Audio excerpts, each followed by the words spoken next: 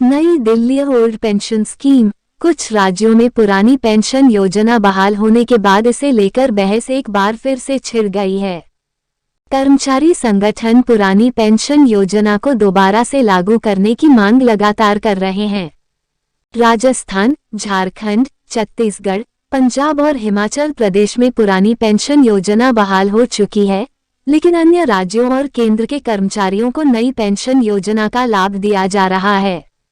इस बीच पुरानी पेंशन योजना को बहाल करने के प्लान को लेकर केंद्रीय वित्त राज्य मंत्री ने सरकार के दो टूक पक्ष रखा है।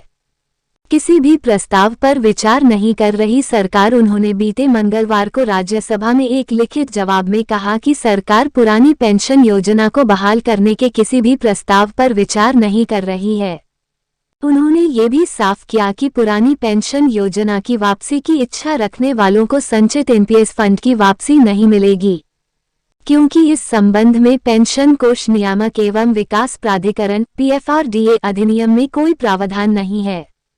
बता दें कि राजस्थान, छत्तीसगढ़ समेत जिन राज्यों ने पुरानी पेंशन योजना बहाल की है, उन्होंने इस बारे में केंद्र सरकार को जानकारी दी है।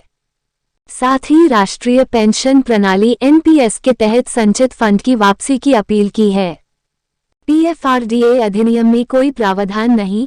केंद्रीय वित्त राज्य मंत्री ने कहा कि पीएफआरडीए अधिनियम 2013 के तहत कोई प्रावधान नहीं है जिससे अभिदाताओं के संचित कोष जैसे सरकारी योगदान (एनपीएस) के लिए कर्मचारियों के लिए योगदान के साथ साथ उपार्जन वापस किया जा सकता हो, राज्य सरकार को वापस जमा किया जा सकता हो।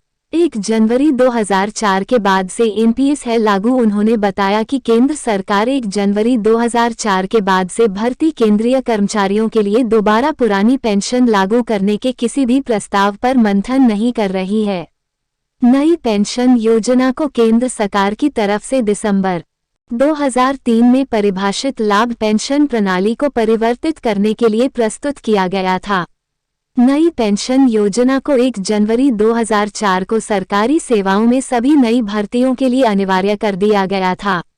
हालांकि सशस्त्र बलों को इससे छूट दी गई थी।